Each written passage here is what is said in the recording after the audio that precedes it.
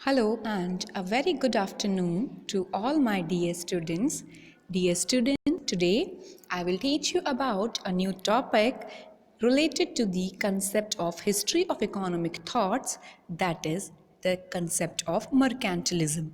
बच्चों, आज मैं आपको आर्थिक विचारों के इतिहास से संबंधित एक बेहद इम्पॉर्टेंट विषय वाणिज्यवाद के बारे में पढ़ाऊंगी। जैसा कि हमने पिछले कुछ क्लासेस में आर्थिक विचारों के इतिहास को समझने का प्रयत्न किया, हमने देखा अर्थव्यवस्था किस किस रूप में, किन किन तरीकों से प्राचीन आर्थिक विचार के रूप में प्रचलित थी और बाद में किन किन आर्थिक विचारों को एवं चिंतकों ने इसको समझाने और इस विषय की अर्थ को व्यक्त करने के लिए अपने अपने विचार प्रस्तुत किए। इसके अंतर्गत हमने अरस्तु, प्लेटो, ज़ीनोफन इन सभी के विचारों को पढ़ा एवं समझने का प्रयत्न किया। अब जो विषय आर्थिक विचारों के इतिहास टॉपिक में सबसे ज़्यादा इम्पोर्टेंस रखता है, जो विचारधारा हमें समझनी है, जो सबसे इम्पोर्टेंस रखती है, वो है वाणिज्यवादी विचारधारा। वाणिज्यवाद से हम क्या समझते हैं, इसके आगे हम पढ़ेंगे प्रकृतिवाद को, उसे समझना है, फिर हम प्रतिष्ठित अर्थशास्त्र की ओर चलेंगे। तो ये पूरा प्रॉपर ऐतिहासिक एक रूप है इस विषय के वर्तमान स्वरूप को समझने और अध्ययन करने के लिए। तो अगर हम बात करें वाणिज्यवाद की, तो हम किस ईस्वी या किस शताब्दी से संबंधित है ये विचारधारा, वो देखेंगे। तो हम कहेंगे 16वीं शताब्दी से 18वीं शताब्दी तक यूरोप में प्रचलित आर्थिक विचारों की प्रधान प्रणाली को वाणिज्यवाद कहा जाता था। तो हम कह सकते हैं कब से कब तक, 16वीं शताब्दी से 18वीं शताब्दी तक संपूर्ण यूरोप में जो भी आर्थिक विचारधारा प्रचलित थी उसमें प्रधान प्रणाली या प्रधान क्या था, वो था वाणिज्यवाद। ठीक है।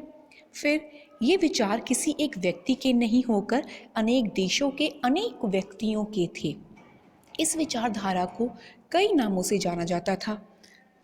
फ्रांस में इस विचारधारा को कालवोटवाद, जर्मनी में कैमोरलिज्म कहा गया। नियंत्रित व्यवस्था, व्यापारिक व्यवस्था और वाणिज्यवाद आदि नामों से भी इसे पुकारा गया। क्या क्या नाम दिए गए? नियंत्रित आर्थिक व्यवस्था कहा गया। नियंत्रित मतलब कंट्रोल्ड इकोनॉमी, कंट्रोल्ड सिस्टम से इसे हमने समझा। ठीक है। फिर हमने इसे कंट्रोल्ड से समझा और इसमें किस तरह का नियंत्रण देश, वो हम इसमें आगे देखेंगे कि हमने कमर्शियल रूप में या व्यापारिक रूप में इसमें कैसा नियंत्रण को देखा। ओके। फिर हम कहेंगे चूँकि इनकी कोई व्यवस्थित विचारधारा नहीं है और ये किसी एक व्यक्ति या एक केंद्रीय विचार के अंतर्गत नहीं थे, अतः इस विचारधारा को वाणिज्यवाद ही कहना उचित होगा। वाणिज्यवाद में कुशल व्यापारी, प्रशासन तथा व्यापार में रुचि रखने वाले राजकुमार शामिल थे।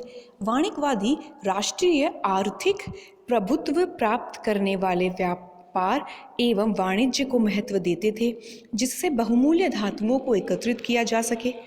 अतः वाणिज्यवाद को बहुमूल्य धातुवाद भी कहा जाता है। अधिक स्वर्ण प्राप्त कर अधिक शक्तिशाली बनो, यह वाणिज्यवादियों का नारा था। प्रसिद्ध अर्थशास्त्री लेविस एच हेने के शब्दों में वाणिज्यवाद में उन आर्थिक विचारों का समावेश है जो यूरोप के राजनीतिज्ञों में 16वीं से 18वीं शताब्दी के उत्तरार्ध में पाए जाते थे। वाणिज्यवाद को राष्ट्रवाद को जन्म देने तथा प्रोत्साहन देने वाली आर्थिक प्रणाली माना जाता है। वाणिज्यवाद विचारक या वाणिज्यवादी विचारक अपने देश के हितों को ध्यान में रखकर अपने विचार रखते थे, इसलिए वाणिज्यवाद को विश्ववाद के विरुद्ध माना जाता था। अब देखिए वाणिज्यवाद के उदय के क्या कारण थे या किन किन कारणों से इस प्रकार की व्यवस्था प्रचलन में आई। वाणिज्यवाद को जन्म देने वाले कारणों को ठीक रूप से तभी समझा जा सकता है जब हम तत्कालीन सामाजिक, राजनीतिक, धार्मिक एवं आर्थिक स्थितियों को समझ लें। वाणिज्यवाद से पहले का काल मध्यकाल कहलाता था, जिसे अंधकार का युग कहा जाता है। जमीन पर बड़े बड़े जमींदारों का अधिपत्य या आधिपत्य था, जो आसामियों से खेती करवाते थे और उन्हें गुलाम समझते थे। लोगों पर धर्म व पादरियों का प्रभाव था। पोप केवल धर्म का ही नेता नहीं था, वरन वह यूरोपीय राजनीतिक व आर्थिक बातों पर भी नियंत्रण रखते थे। लोगों की आवश्यकताएं कम थी, खेती को ईमानदारी का पेशा माना जाता था। लंदन, पेरिस, नीलॉन तथा नेपल्स को छोड़कर बड़े शहर कम थे, उद्योग धंधे कम थे। अपने घर या दुकान पर कारीगर स्वयं दैनिक वेतन पर कुछ लोगों से उपभोग वस्तुओं का उत्पादन करते थे। 16वीं शताब्दी के प्रारंभ में यूरोप के लोगों के आर्थिक जीवन, विशेषकर व्यापार के क्षेत्र में भारी परिवर्तन हुए, जिससे वाणिज्यवाद का जन्म हुआ, जिसके निम्नलिखित कारण हैं। अब देखो, वाणिज्यवाद के जन्म के कुछ कारण हैं, उदय क्यों हुआ वो हमें देखने हैं।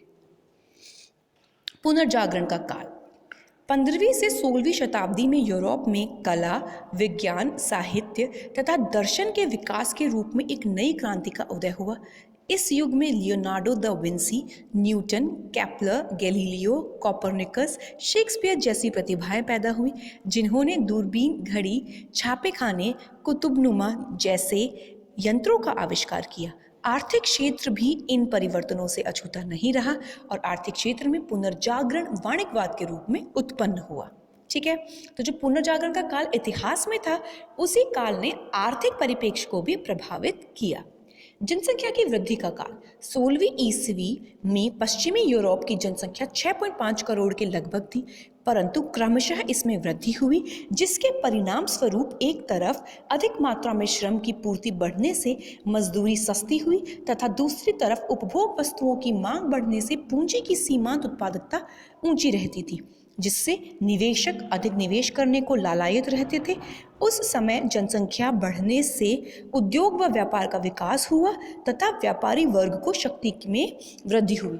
देखो, वाणिज्यवाद जो टाइम था वो ऐसे टाइम को परिचायक है, ऐसे वक्त का परिचायक है जहाँ पर आर्थिक क्रियाओं में सशक्तिकरण आया, ठीक है, और व्यावसायिक क्षेत्र को बढ़ावा मिला।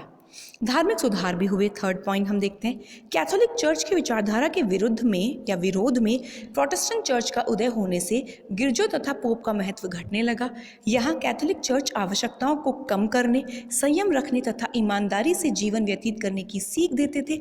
वहीं प्रोटेस्टेंट आवश्यकताओं को बढ़ाने, संपत्ति का संचय तथा मुद्रा प्रेम करने की बात करते थे। लोगों को प्रोटेस्टेंटों की बात अधिक अच्छी लगने लगी। मैकियावेली ने राजनीति को धर्म व नैतिकता से मुक्त करने का विचार प्रस्तुत किया। सम्राट हेनरी अष्टम ने राज्य के शासक के साथ अपने को धर्म का नेता भी घोषित कर दिया और प्रोटेस्टेंट चर्च को मान्यता दी। इस धार्मिक क्रांति का लोगों के आर्थिक विचारों पर भी प्रभाव पड़ा। लोग सोना, चांदी, व्यापार, मुनाफा, ब्याज आदि को उचित मानने लगे। परिणाम स्वरूप व्यापार एवं वाणिज्यवाद का विकास संभव हो पाया। ठीक है, इसके बाद मौद्रिक तथा औद्योगिक अर्थव्यवस्था की भी स्थापना हुई। इस युग में वस्तु विनिमय समाप्त हो रहा था तथा मुद्रा आधारित औद्योगिक अर्थव्यवस्था विकसित हो रही थी। उद्योग तथा व्यापार का विकास मौद्रिक अर्थव्यवस्था में ही हो सकता था। इसके लिए बड़ी मात्रा में सोना, चांदी की आवश्यकता थी।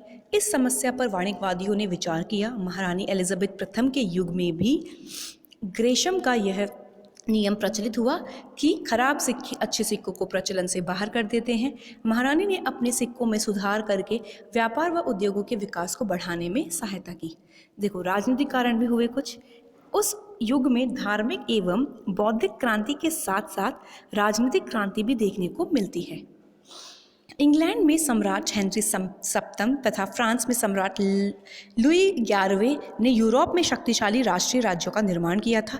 उसके बाद पुर्तगाल, स्पेन, स्वीडन, हॉलैंड तथा रूस के राज्यों की स्थापना हुई एवं जमींदारों का महत्व घटने लगा। राज्यों के भौगोलिक क्षेत्र बढ़ने से वस्तुओं की मांग पहले की तुलना में बढ़ने एवं शांति व सुरक्षा बढ़ने से व्यापार व उद्योगों का विकास होने लगा। इससे वाणिज्यवाद को नई शक्ति प्राप्त हुई। इसके साथ साथ यातायात साधनों की प्रगति एवं नए देशों की खोज भी इस व्यवस्था को प्रबल बनाने में सक्षम रही। क्या थे वो? समुद्री मार्गों का पता चलने पर वास्को डी गामा ने भारत की, कुक ने ऑस्ट्रेलिया तथा कोलंबस ने अमेरिका का पता लगाया। इससे विदेशी व्यापार के नए युग का सूत्रपात हुआ। वाणिज्यवादियों ने धन अर्जन की नवीन विधियों पर जोर दिया। तो ये सभी कारण हम कह सकते हैं वाणिज्यवाद के उदय के कारणों के रूप में प्रचलन में आए अर्थव्यवस्था में, और ये विचारधारा अधिक प्रचलित और प्रबल रूप से कार्य करने लगी। अब हम आगे क्लास में देखेंगे, आगे वीडियो में, प्रमुख वाणिज्यवादी एवं उनके कुछ विचार। We will study about the important mercantilists and their views related to economy and economics. Okay, thank you so much for listening to this video.